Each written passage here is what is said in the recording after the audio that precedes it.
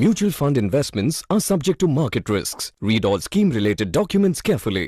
काय तुम्ही एकदमच ऑर्डिनरी व्यक्ती आहात, सामान्य व्यक्ती आहात? मित्रांनो, अभिनंदन, तुम्हीच करोडपती होणार आहे, तुम्हीच वेल्थ क्रिएट करणार आहे. आणि जर तुम्ही एक्स्ट्रा ऑर्डिनरी आहात आणि जर तुम्हाला मार्केटला हरवायचं आहे, टायमिंग करायचं आहे, तर मात्र तुम्ही लुजर बनणार आहात. तुम्ही इथं वेल्थ क्रिएट करू शकत नाहीत. सामान्य ज्ञान तुम्हाला करोडपती बनवू शकतं, चांगली वेल्थ क्रिएट करून देऊ शकतं, पण एक्स्ट्रा ऑर्डिनरी ज्ञान हे तुम्हाला मागे खेचून घेऊन जाऊ शकतं, तुम्हाला हरवू शकतं. मित्रांनो, मी आकाश गोंदवले, मागचे 12 वर्ष झालं लोकांना आर्थिक साक्षरता या विषयावरती मार्गदर्शन करतोय. आजचा व्हिडिओ फार महत्त्वाचा आहे. याच्यामध्ये तुम्हाला मार्केटला हरवायची गरज नाहीये, तर तुम्हाला तुमच्या भावनांना हरवायची गरज आहे. जो कोणी भावनांवरती नियंत्रण करतो तोच व्यक्ती मार्केटमध्ये प्रचंड पैसे क्रिएट करतो. एक इंटरव्ह्यू घेण्यात आला होता, ज्या व्यक्तीनं, खूप सामान्य व्यक्ती होता, त्यांनी 12-15 कोटी रुपये बनवले होते. आता एक्झॅक्टली मला गाव आठवत नाही. मी एका सेमिनारमध्ये हा किस्सा ऐकला होता. त्यांना विचारलं होतं की तुम्ही एवढे करोडो रुपये, 12-15 करोड रुपये बनवले, तुम्हाला मार्केटची भीती नाही वाटली का? ते म्हटले, भीती वाटली. मग तुम्ही काय केलं भीती वाटलं? ते म्हटले, मी आहे ना एकच गोष्ट केली, मी काहीच नाही केलं. जेव्हा मला भीती वाटली तेव्हा मी मार्केट बघायचं बंद केलं. जेव्हा जेव्हा मार्केट खाली असायचं तेव्हा मी काही बघायचो नाही, फक्त शांत बसायचो. मी काही केलं नाही. निगेटिव्ह न्यूज यायच्या, वर्ल्ड वॉर होईल, असं होईल, तसं होईल, सगळं काय होईल, पण मी बातम्या पण त्या काळात बघायचो नाही. मला बातम्या फार आवडायच्या पण बघायचो नाही, कारण मला भीती वाटायची. आणि भीती वाटली की मी डोळे बंद करून घ्यायचो, मार्केट बघायचो. आणि जेव्हा मला मार्केट वाढायचं तेव्हा मी एक्साइटेड व्हायचो. मी रोज मार्केट बघायचो आणि आनंदी व्हायचो. वाह, मी किती भारी, तेव्हा नाही काय केलं, किती चांगलं केलं. म्हटलं, तुम्ही काही असं तुम्हाला वाटतं की एक्स्ट्रा ऑर्डिनरी केलं किंवा बेस्ट केलं? तर त्यांनी सांगितलं, मी काहीच नाही केलं, हे एक्स्ट्रा ऑर्डिनरी होतं माझ्या वेल्थ क्रिएशनमध्ये. मित्रांनो, इथे या व्हिडिओमध्ये जो मेसेज आहे तो एकच आहे, तो म्हणजे काहीच नाही करणं, जे चाललंय ते फक्त बघणं, शांत बसणं. बघा, जेव्हा तुम्ही सगळ्यांसारखं कराल ना, तर सगळे जसे गरीब आहेत ना किंवा मिडल क्लास आहे, पैशावर स्ट्रगल करतात, तसेच तुम्ही राहा. पण सगळ्यांसारखं नाही करायचं, आपल्याला काहीतरी वेगळं करायचं. बघा, आपला जो मेंदू आहे तो नॅचरली बचाव करण्यासाठी बनलाय. म्हणजे मार्केटचं चढ उतारासाठी नाही बनलेला, म्हणजे वर खाली जाऊन तो एक्सेप्ट करेल ब्रेन, असं नाही आपलं ब्रेन. आपला ब्रेन आहे ना, जेव्हा मार्केट खाली येणार ना, तेव्हा घाबरणार, त्याला पळून जायची इच्छा होणार, नको ते असं होणार. नॉर्मल आहे, इट्स परफेक्टली नॉर्मल. काही चुकीचं नाहीये की मार्केट पडल्यानंतर तुम्हाला पैसे घालवण्याची, जाण्याची भीती वाटणं, याच्यात काहीही ॲबनॉर्मल नाहीये. हे परफेक्टली नॉर्मल आहे. You are normal. बट तुम्हाला ऍक्शन आहे ना जरा वेगळी घ्यायची आहे, डिफरंट घ्यायची आहे. भीती वाटते, डर के आगे जीत आहे असं म्हणतात. फक्त 25व्या मजल्यावरनं उडी मारताना डर के आगे जीते म्हणायचं नाही. फिजिकल 200च्या स्पीडने गाडी चालवताना डर के आगे जीते म्हणायचं नाही, डर के आगे मौत आहे असं म्हणायचं. पण फायनान्शियल मार्केटमध्ये डर के आगे जीत आहे. मारणार नाही ना तुम्ही, मार्केट पडलं तरी जिंकणार, तुम्ही, घाबरू नका. करोनात पडत होतो मार्केट, सगळी लोक घाबरत होती, अरे काय करायचं. मी मात्र पैसे लावून बसलो. लोकांना सांगतो, लावा तुम्ही, दुखायला त्याचे, डर के आगे जीत है, जिएंगे तो पैसा भी बनेगा, मरेंगे तो जरूरत क्या पैसे की, घर में रखे हुए पैसे की जरूरत नहीं, बैंक में रखे हुए पैसे की जरूरत नहीं, किधर के पैसे की जरूरत नहीं. तो डर के आगे जीत है फाइनेंशियल मार्केट में. ही गोष्ट ब्रेनला सांगा. भाई डर रहा है, सही बात है, लेकिन डर के आगे जीत है. आकाश गोंदवले ने बताया, मैंने मुझे बहुत सारे गुरुओं ने बताया, उनका ही मैं फॉलो करता हूँ. मार्केट वर गेला, आपण त्यामध्ये धावतो, मागं बस चुकण्याची भीती वाटते, अरे कमवण्याची संधी चुकते काय, अशा पद्धतीने आपण मग रिॲक्ट करतो. आणि महाग झालंय तरी पण आहे त्या कॉस्टला अक्वायर करतो, महागात महाग घ्यायला तयार जातो. का? कारण मग भीती वाटते, अरे अजून वाढलं तर मग मी रॅली मिस करेल, लोक श्रीमंत होतील, मी नाही होणार. साहेब, दोन्ही गोष्टी चुकीच्या. बरं, हे नॉर्मल आहे का? मार्केट वाढताना अजून पैसे लावण्याची इच्छा 100% नॉर्मल आहे. मग लावायचे का नाही? तर नाही लावायचे. त्यावेळी मात्र लई इच्छा होणार तुमचे पैसे लावायचे, पण त्यावेळी नाही लावायचे, किंवा थांबायचं, किंवा नॉर्मल इन्व्हेस्टमेंट करायची. तुम्ही मला हे कसं करायचं, हे तर मला जमत नाही. पण हे जमत नाही ज्यांनी या भीतीला, मार्केट पडण्याच्या, पैसे गमवण्याच्या भीतीला आणि मार्केट वाढण्याच्या, संधी गमवण्याच्या भीतीला हरवलंय आणि वेल्थ क्रिएट केली आहे, अशा व्यक्तीबरोबर राहायचं, त्याचा सल्ला घ्यायचा. आता तुम्हाला जेव्हा पैसे टाकावेसे वाटतील ना, त्याला विचारा, टाकू का? तो जर त्याने हरवलेलं मार्केटला, तर तुम्हाला सांगेल, आता नको टाकू, थांब जरा, गडबड नको, जरा डिफेन्सिव्ह साईडला ठेवू. अग्रेसिव्हला 40% रिटर्न नको आपल्याला, महाग झाले ना, त्याला कळते. सो असं कोणीतरी तुमच्याकडे असेल तर बेस्टच आहे, पण हे नॉर्मल आहे. मार्केट पडताना पैसे जाण्याची भीती आणि मार्केट वाढताना संधी गमावण्याची भीती हे येणं परफेक्टली नॉर्मल आहे. यात काही चुकीचं नाही. ही आपल्या मेंदूची नैसर्गिक प्रक्रिया आहे. मेंदूला आधी पैशाची सुरक्षितता हवी आहे आणि त्याच्यानंतर त्याला रिटर्न हवे. पैशाची सुरक्षितता जेव्हा मार्केट पडत असतो तेव्हा त्याला फक्त पैसे मुद्दल हवे असते आपल्याला. मुद्दल माझी नको कमी व्हायला. आणि जेव्हा मार्केट वाढत असतो तेव्हा मात्र टॉपचे रिटर्न पाहिजे असतात. आणि मी बऱ्याच लोकांना भेटतो किंवा हे करतो, सर आमचे पैसे गेले नाही पाहिजे, हे नाही. मग आम्ही जरा डिफेन्सिव्ह किंवा मॉडरेट टाईप्स ऑफ स्कीम बद्दल त्यांना सांगतो आणि मग ते निर्णय घेतात की मॉडरेट टाईप्स ऑफ स्कीममध्ये जायचं. आणि मग ते तिथं स्टार्ट करतात. मग काय होतं, तेजी असते ना, मग ते अजून कोणीतरी मित्र भेटतो तर तो माझ्याकडे 1-2,000ची SIP कर, 5,000ची कर, आणि मग तो स्मॉल कॅपमध्ये करतो. आम्ही तर मॉडरेटमध्ये गेलेलं आहे. आणि मग मार्केट तेजीमध्ये काय होतं, आमचा फंड 15% रिटर्न देतो आणि त्याचा फंड 30% देतो आणि मग तो भांडायला येतो. मग तुम्हाला कळत नाही का, तुम्ही कसले एक्सपर्ट, मग तुम्ही कसं काय असं सांगितलं. अरे तात्या, तूच सांगितलं होतं की माझे पैसे कमी नको व्हायला. आम्हाला बी कळतं की तू फंड नाही नाही नाही तुम्ही बरोबर नाही.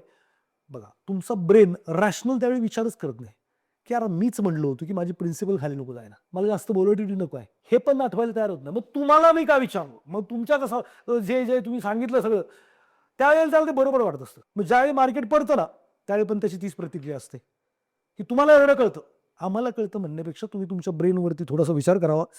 खूप महत्त्वाची गोष्ट आहे. आम्ही फक्त फीचर सांगितलेले आहेत. आम्ही फक्त काय होऊ शकतं या स्कीम बरोबर हे सांगितलेलं आहे. आमचा फंड मॅनेजर आम्हाला किंवा फंड हाऊसनी व्ह्यू दिलेले आहेत त्याच्यावरती की असं असं होऊ शकतं, इकॉनॉमीचे मायक्रोज असे आहेत, असं असं होऊ शकतं. आम्ही तेच व्ह्यू तुमच्यासमोर मांडलेले असतात आणि तुम्हाला त्यावेळी डिफेन्सिव्ह चालतं. सो चुकीचं काही नाही आहे, पण करायचं काय, तर याच्यामध्ये मेंदूला काय पाहिजे, पैशाची सुरक्षितता पाहिजे. आणि जेव्हा रिटर्न पडत असतील तेव्हा हायएस्ट रिटर्न पाहिजे.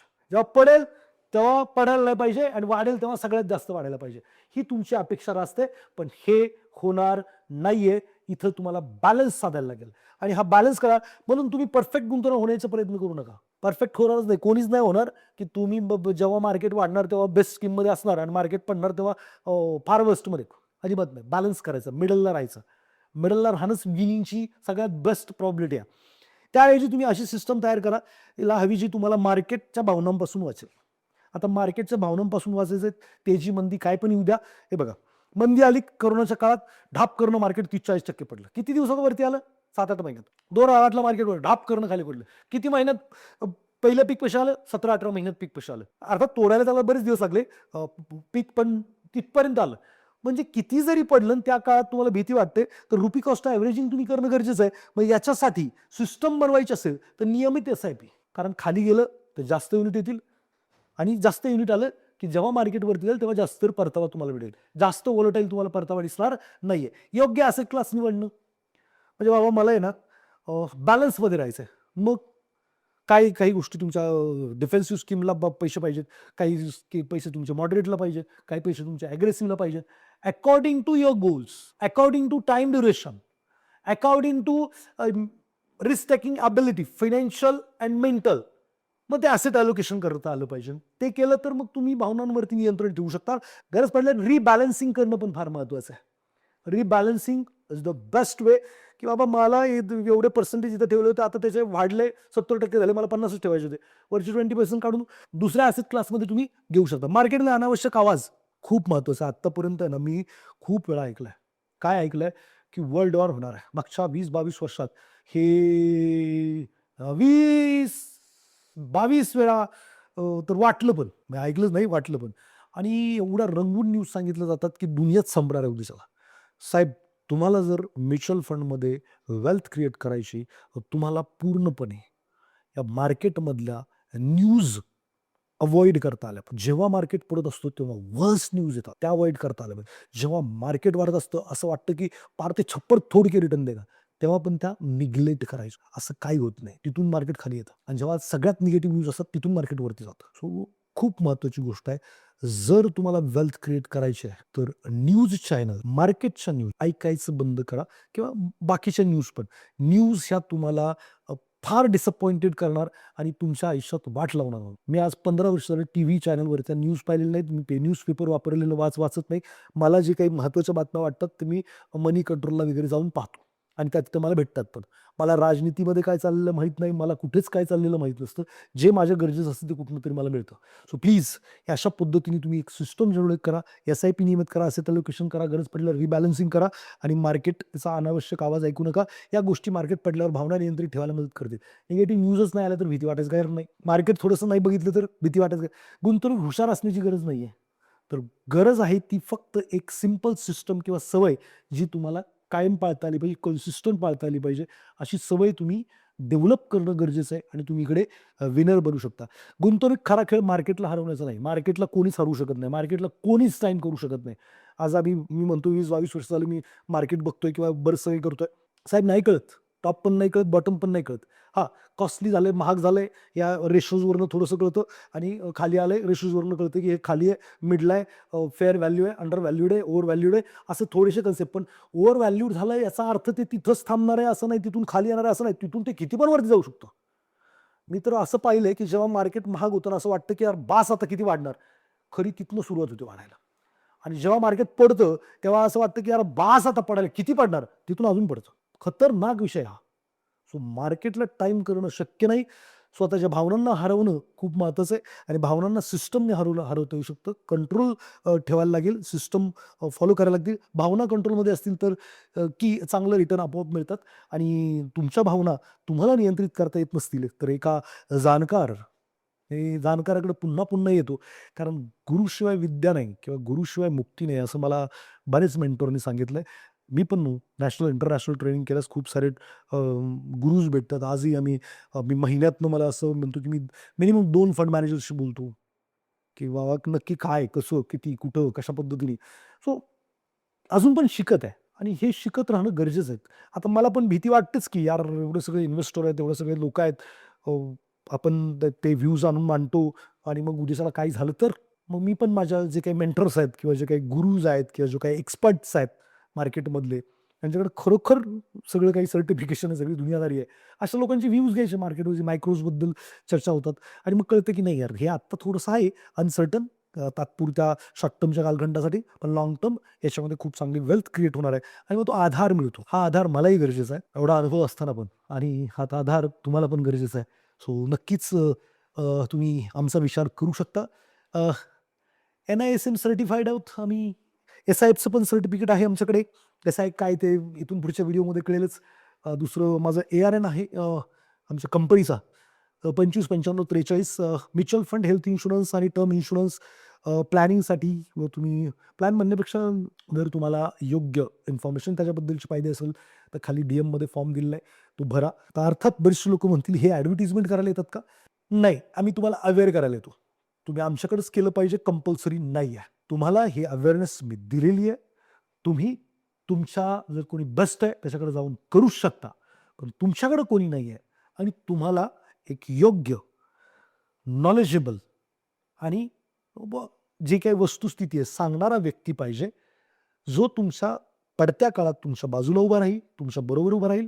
वाढत्या काळात तुम्हाला एक्साइटेड जास्त होऊ देणार नाही आणि तुम्हाला एक बॅलन्स अप्रोच शिकवेल. अ, असा माणूस तुम्हाला पाहिजे तरच तुम्ही हा फॉर्म भरा. बाकी म्हणाल तर विन-विन सिच्युएशन आहे. विन-विन म्हणजे काय? मी पण जिंकलो पाहिजे, तुम्ही पण जिंकला पाहिजे. मी हारलो तर तुम्ही नाही जिंकून काही फायदा नाही आणि मी जिंकलो, मी एकटाच जिंकेल हे पण काही कामाचं नाही. वेन तुम्ही पण जिंकाल या सगळ्या प्रोसेसमध्ये, तुम्ही पण चांगली वेल्थ क्रिएट कराल. अर्थातच माझी पण टीम आहे. माझी कंपनी आहे, ती पण ग्रोथ होईल. तर मी पण जिंकेल, तुम्ही पण जिंकाल आणि विन-विन सिच्युएशनला मला नाही वाटत काही अडचण असते आणि सगळीकडे जिथं विन-विन आहे, तेच लोकं सक्सेसफुल होतात. हा जो व्हिडिओ आहे त्याला लाईक, शेअर करा. तुमच्या मित्र नातेवाईकांना शेअर करा. भेटूयात पुढच्या व्हिडिओमध्ये. धन्यवाद.